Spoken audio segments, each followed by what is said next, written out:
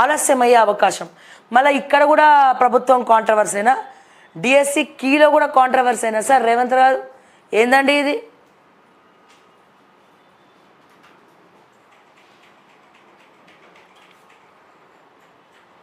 IPhone 16 వచ్చిందో వచ్చట, so iPhone 16 వచ్చిందట.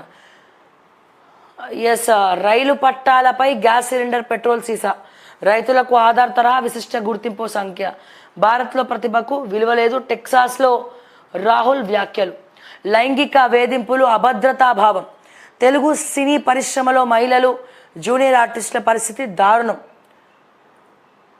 2 ఏళ్ల క్రితమే ప్రభుత్వానికి ఉన్నత స్థాయి కమిటీ నివేదిక, బయట పెట్టని సర్కార్, అమలులోకి రాని సిఫార్సులు, ప్రస్తుతం మలయాళ పరిశ్రమను కుదిపేస్తున్న జస్టిస్ హేమ.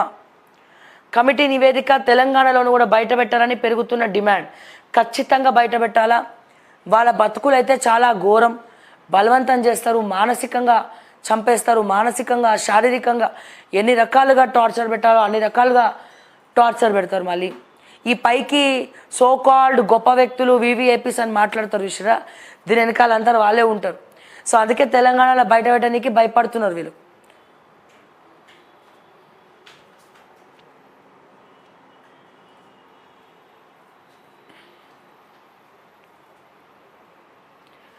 నేతన్నకు రుణ విముక్తి, 30 కోట్ల లోన్లు మాఫీ చేస్తాం. ప్రభుత్వానికి రైతన్నతో పాటు నేతన్న కూడా ముఖ్యమే. బతుకమ్మ చీరల బకాయిలకు పేమెంట్, మహిళలకు ఏటా 2 చీరల పంపిణీ, మన వీవర్స్కే 1.5 కోట్ల చీరల ఆర్డర్, సొసైటీల ఎన్నికలకు యాక్షన్ ప్లాన్ రెడీ, మొదటిసారి హ్యాండ్లూమ్ ఇన్స్టిట్యూట్, కొండా లక్ష్మణ్ బాపూజీ పేరుతో ఏర్పాటు, టెక్నాలజీ కోర్సులో 60 మందికి అడ్మిషన్, వచ్చే ఏడాది స్కిల్ వర్సిటీలోకి షిఫ్టింగ్, ప్రారంభోత్సవ ప్రోగ్రాంలో సీఎం రేవంత్, చేయూతకు 290 కోట్ల విడుదల. ఎలక్షన్ సెలక్షన్ కలెక్షన్ ఈ విధానంతో కోట్లు గడించారు. కేసీఆర్కు నీడనిచ్చిన కొండా లక్ష్మణ్ బాపూజీ, ఆయన్ను అవసరానికి వాడుకున్న బీఆర్ఎస్, సీఎం రేవంత్ విమర్శ. మరి ఈ విమర్శకు ప్రతి విమర్శ మరి ఏం చేస్తారో చూడాలి. ఇగో దేశంలో మంకీ పాక్స్ తొలి కేసు నిర్ధారించిన కేంద్ర ప్రభుత్వం, వేరే దేశం నుంచి భారత్కు వచ్చిన వ్యక్తికి సోకినట్టు గుర్తింపు, అనుమానితులకు పరీక్షలు నిర్వహించండి, రాష్ట్రాలకు కేంద్ర ఆరోగ్య శాఖ అడ్వైజరీ జారీ. సో చాలా అప్రమత్తంగా ఉండాలి, జాగ్రత్తగా ఉండాలి. సో దేశంలో తొలి కేసు నమోదైంది. మిగతా నిన్న కూడా చూసాం 16,000 మంది అనుమానాస్పదంగా ఉన్నారు. అంటే అది ఇంకా మంకీ పాక్సా కాదా అని తేలని వాళ్ళు 16,000 మంది ఉన్నారు. మంకీ పాక్స్ లక్షణాలు ఎట్లుంటాయంటే విపరీతమైనటువంటి జ్వరం, ఒళ్ళంతా కూడా పొక్కులు ఉంటాయి. సో మనకి అమ్మవారు పూస్తే ఎట్లనైతే ఉంటుందో సో అదే రకంగా మంకీ పాక్స్ ఉంటుంది. సో అందుకే చాలామంది కన్ఫ్యూజ్ అవుతారు, అదేందనేది తెలుసుకునేటువంటి పరిస్థితి. అండ్ ఇంకోటి కొంతమంది స్కిన్ సెన్సిటివ్ ఉంటుంది, ఒక దోమ గరిచినా సరే దద్దులు ఇట్లా వచ్చేస్తూ ఉంటాయి. సో ఇవన్నీ కూడా 1కి 10 సార్లు ఆలోచించాలి. హాస్పిటల్స్కి వెళ్ళండి, డాక్టర్స్కి అప్రోచ్ అవ్వండి. విపరీతమైనటువంటి హెడ్ఏక్ ఉంటుంది అండ్ ఒళ్ళంతా కూడా దురద పెడతా ఉంటుందంట. ఈ మంకీ పాక్స్ ఎక్కడెక్కడైతే మొత్తం కుర్పులు వస్తాయో ఒళ్ళంతా మొత్తం కూడా దురద పెడతా ఉంటుందంట. అసలు ఇట్లా విపరీతమైనటువంటి దురద, దాంతోపాటు మంట.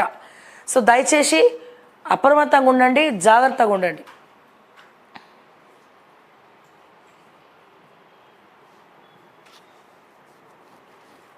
సొసైటీలతో సంబంధం లేకుండా ఇండ్ల స్థలాలు, అక్రెడిటేషన్ కార్డులు ప్రామాణికం కాదు, అర్హులైన జర్నలిస్టులందరికీ కూడా న్యాయం చేస్తాం.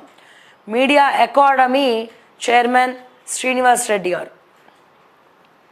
మంచి విషయం, very good. Next, Mucherla green pharmacy అభివృద్ధి ప్రక్రియ వేగవంతం చేయాలి, భవిష్యత్తు అవసరాల మేరకు ప్రణాళిక, ప్రజలకు ఇబ్బంది లేకుండా డెవలప్మెంట్, ఆధునిక టెక్నాలజీని వినియోగించాలి, ఫార్మా కంపెనీలతో త్వరలో మీటింగులు, భూములు ఇచ్చిన వారందరికీ కూడా భాగస్వామ్యం, రివ్యూలో సీఎం రేవంత్ రెడ్డి. 4th సిటీకి సహకారం ఇవ్వండి, మౌలిక సదుపాయాలకు ఆర్థిక సాయం చేయండి, స్కిల్ స్పోర్ట్స్ యూనివర్సిటీలకు సైతం పన్నుల వాటా ఫార్ములాను సవరించాలి, తెలంగాణకు డెవలపింగ్ స్టేట్గా గుర్తించండి, గత ప్రభుత్వంలో అప్పులు పేరుకపోయాయి, 16వ ఫైనాన్స్ కమిషన్కు అధికారుల విజ్ఞప్తి, సచివాలయంలో సీఎం విందు, నేడు deputy CM lunch meeting. PSC చైర్మన్గా ఆర్కెపూడి గాంధీ, అంచనాల కమిటీ చైర్పర్సన్గా Padmavathi Reddy, public undertakings committee చైర్మన్గా శంకరయ్య. 3 కమిటీలను ఏర్పాటుపై అసెంబ్లీ సెక్రటరీ ప్రకటన. ఆరోగ్య బీమాపై జీఎస్టీ తగ్గింపునకు మంత్రులతో టీం. హెల్త్ ఇన్సూరెన్స్ పైన పరిశీలనకు సైతం 54వ జీఎస్టీ కౌన్సిల్ సమావేశంలో నిర్ణయం. అక్టోబర్ నెలాఖరులోగా నివేదిక సమర్పణ. ఆర్థిక మంత్రి నిర్మలా సీతారామన్ వెల్లడి.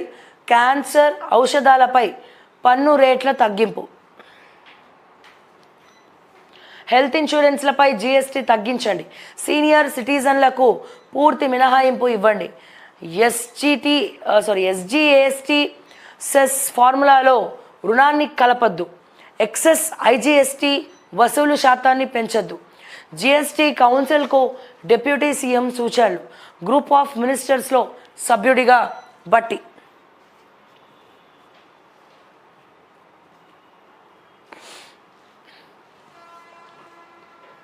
నాలుగు వారాల్లోగా నిర్ణయం తీసుకోండి. పిటిషన్ల విచారణ షెడ్యూల్ ఫిక్స్ చేసి రిజిస్ట్రార్కు ఇవ్వాలి, లేదంటే సుమోటోగా తీసుకొని విచారణ చేస్తాం. అసెంబ్లీ స్పీకర్ కార్యాలయానికి హైకోర్టు ఆదేశం. పార్టీ ఫిరాయించిన 3 ఎమ్మెల్యేలు విషయంలో కీలక వ్యాఖ్యలు. చూద్దాం మరి ఏం జరగబోతోంది, ఏం జరుగుతుంది. మరి బైపోల్ ఎలక్షన్స్ వస్తే ఒక రకంగా మంచిదేనా అంటే ఎస్, డెఫినెట్గా మంచిదే. కులగణన తప్పక చేస్తాం. కాంగ్రెస్తోనే బీసీలకు న్యాయం. త్వరలోనే బీసీలకు మరిన్ని పదవులు. మంత్రి ఉత్తమ్ కుమార్ రెడ్డి. సో బీసీలకు న్యాయం చేస్తా. బీసీ కమిషన్ చైర్మన్ నిరంజన్ బాధ్యతల స్వీకరణ. యూనివర్సిటీస్ రిక్రూట్మెంట్ బోర్డులో మహిళలకు ఛాన్స్. నిర్ణయం తీసుకున్న రేవంత్ సర్కార్. గత ప్రభుత్వంలో చైర్మన్ సభ్యులంతా పురుషులే. బిల్లును రాష్ట్రపతి కేంద్రానికి పంపిన నాటి గవర్నర్. మహిళలకు ఛాన్స్ ఇవ్వాల్సిందేనని రాష్ట్రానికి కేంద్రం సూచన. అందుకు అనుకూలంగా రాష్ట్ర ప్రభుత్వం డెసిషన్. యూనివర్సిటీస్ రిక్రూట్మెంట్ బోర్డులో మహిళలకు ఛాన్స్ అంటారు. చాలా మంచి విషయం, డెఫినెట్గా హర్షించదగాల్సినటువంటి విషయం. మహిళలకు అవకాశం, అది కూడా మంచి ఎడ్యుకేటెడ్ పర్సన్స్కి ఇవ్వండి. సరైన న్యాయం అంటే ఏదైతే రిక్రూట్మెంట్ బేసిస్లో నీతిగా నిజాయితీగా సరైన న్యాయం ఎవరైతే చేస్తారో అటువంటి మంచి ఎడ్యుకేటెడ్ పర్సన్స్ని పిలిచి మీరు మహిళా కమిషన్ చైర్మన్గా మన యూనివర్సిటీ రిక్రూట్మెంట్ బేసిస్ కమిషన్ చైర్మన్గా నియమించాలి. మంచి డెసిషన్ తీసుకున్న రేవంత్ రెడ్డి గారు, సంతోషం. అండ్ అదే రకంగా ప్రతి ఇంటికి 16,500 సహాయం. వర్షాలు వరదల కారణంగా నష్టపోయిన వారికి ఇండ్లు దెబ్బతింటే ఇంద్రమ ఇండ్లు, మృతుల కుటుంబాలకు ఇండ్లు 5 లక్షలు, ప్రతి ఎకరాకు 10,000 పరిహారం. ఒరిజినల్ పత్రాలు పాడైతే డూప్లికేట్ అందజేస్తాం. మంత్రి పొంగులేటి శ్రీనివాస్ రెడ్డి. ఇవన్నీ జరిగితే నిజంగా చాలా సంతోషం. జరిగితే 100% అందరికీ కూడా, ఎవరికి కూడా అన్యాయం జరగకుండా మంచి జరిగితే చాలా సంతోషం. రేపు రాష్ట్రానికి కేంద్ర బృందం. వరద ప్రభావిత ప్రాంతాల్లో పర్యటన. బాధితులు అధికారులతో సమావేశం. స్టేట్ ఎలక్షన్ కమిషన్ పై ఫోకస్. కమిషనర్ నియామకానికి రాష్ట్ర ప్రభుత్వం కసరత్తు. పరిశీలనలో పలువురు రిటైర్డ్ ఐఏఎస్ల పేర్లు. 2-3 రోజుల్లో ప్రకటించే ఛాన్స్. ఈ నెల 8తో ముగిసిన పార్థసారథి పదవీ కాలం. ఇప్పటికే ఒకసారి గడువు పొడిగింపు, మరోసారి ఎక్స్టెన్షన్ కోసం ప్రయత్నాలు. ఎన్ని ఎక్స్టెన్షన్లు కావాలి సార్? రిటైర్ అయిన వాళ్ళు రిటైర్లను లాగా ఉంచితేనే బెటర్. చాలామంది ఉన్నారు, యువకులు ఉన్నారు, సర్వీస్లు ఉన్నోళ్ళు ఉన్నారు, అర్హత ఏదైతే మంచి టాలెంట్ ఉండి అవకాశం కోసం ఎదురు చూసే వాళ్ళు చాలామంది ఉన్నారు. ముఖ్యంగా తెలంగాణ ఆఫీసర్స్ చాలామంది ఉన్నారు. కానీ ఎవరైతే అనుకూలంగా ఉంటారో, ఎవరైతే అవినీతి చేస్తారో వాళ్ళకే కావాలి ప్రభుత్వం. షోరూంలో బిల్లు కట్టి బ్యాంకులో దోచేస్తారట. తప్పుడు ట్రాన్సాక్షన్ అంటూ 4 కోట్ల మోసం. బజాజ్ ఎలక్ట్రానిక్స్లో 1,127 లావాదేవీలు. పోలీసుల అదుపులో యూపీఐ మోసాల ముఠ. 50 లక్షల విలువైన ఎలక్ట్రానిక్ వస్తువులు స్వాధీనం. వామో, డేంజర్ కదా.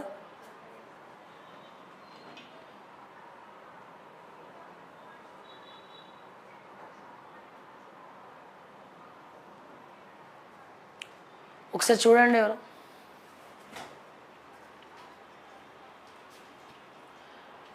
ఎస్, ఇక్కడ చూస్తే దిశ ఎన్కౌంటర్ నివేదికపై మళ్లీ విచారణ, సింగిల్ బెంచ్ ఉత్తర్వులపై రివ్యూ పిటిషన్ విచారణకు స్వీకరించిన చీఫ్ జస్టిస్ బెంచ్. మృతుల కుటుంబాలను చేర్చాలని ఆదేశం, పోలీసులపై చర్యలొద్దంటూ బెంచ్ ఉత్తర్వు. ఈ నెల 30న విచారణ చేయనున్న సీజే. బట్ దిశ ఎన్కౌంటర్లో అసలు బాధితులు వాళ్ళు కాదు, వేరే వాళ్ళని తప్పించబోయి ఎన్కౌంటర్ వాళ్ళని చేశారు అని చెప్పి విపరీతమైనటువంటి ఒక రకమైనటువంటి టాక్ నడుస్తూ ఉన్నది. వీళ్ళు సామాన్యులను ఇరికిచ్చిరు, బట్ వీళ్ళు కాదు అసలు బాధితులు, వేరే వాళ్ళు ఉన్నారు. సో వాళ్ళని కాపాడే ప్రయత్నంలోనే ఇక్కడ వీళ్ళని ఎన్కౌంటర్ చేశారనేది చాలామంది, మొన్న ఒక సీనియర్ అడ్వకేట్ కూడా ఈ విషయం గురించి ప్రస్తావించడం జరిగింది. మరి చూద్దాం ఏం జరుగుతుందో. మళ్ళీ ఈ విచారణ అయితే మళ్ళీ విచారణ ఫ్రేమ్లోకి వచ్చింది కాబట్టి మరి విచారణలో ఏం జరుగుతుంది అనేది కూడా వేచి చూద్దాం.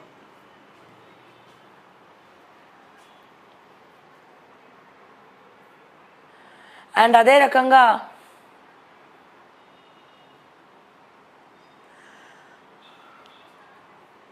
Yes, medico post mortem report ఎలా మిస్ అయింది? బెంగాల్ ప్రభుత్వంపై సుప్రీంకోర్టు ఆగ్రహం, వివరణ ఇవ్వాలని దీదీ సర్కార్కు ఆదేశం, బాధితురాలి ఫోటోలను సోషల్ మీడియా నుంచి తొలగించాలని స్పష్టీకరణ, సాక్ష్యాలు ధ్వంసం చేసేందుకు ప్రయత్నించిన పోలీసులు, న్యాయం జరిగే వరకు పోరాడతాం, మృతురాలి తల్లిదండ్రులు. కోల్కతా ఘటనలో మృతురాలి పోస్ట్మార్టం రిపోర్ట్ ఎలా మిస్ అయిందని సుప్రీంకోర్టు ఆగ్రహం వ్యక్తం చేసింది. దీనిపై వివరణ ఇవ్వాలని బెంగాల్ ప్రభుత్వాన్ని ఆదేశించింది. చాలా పెద్ద విడ్డూరం ఏంటంటే ప్రభుత్వమే ఆ పోస్ట్మార్టాన్ని దాచిపెట్టింది రిపోర్ట్ని. అండ్ ఇంకోటి ఏంటంటే పోలీసులు కూడా చూడగానే అత్యాచారం అని ఎవడడినా చెప్తాడు, కానీ పోలీసులు అక్కడ సూసైడ్ అని చెప్పి వాళ్ళ తల్లిదండ్రులకు ఇన్ఫార్మ్ చేయడం జరిగింది. అండ్ అలాగే విచిత్రం ఏంటంటే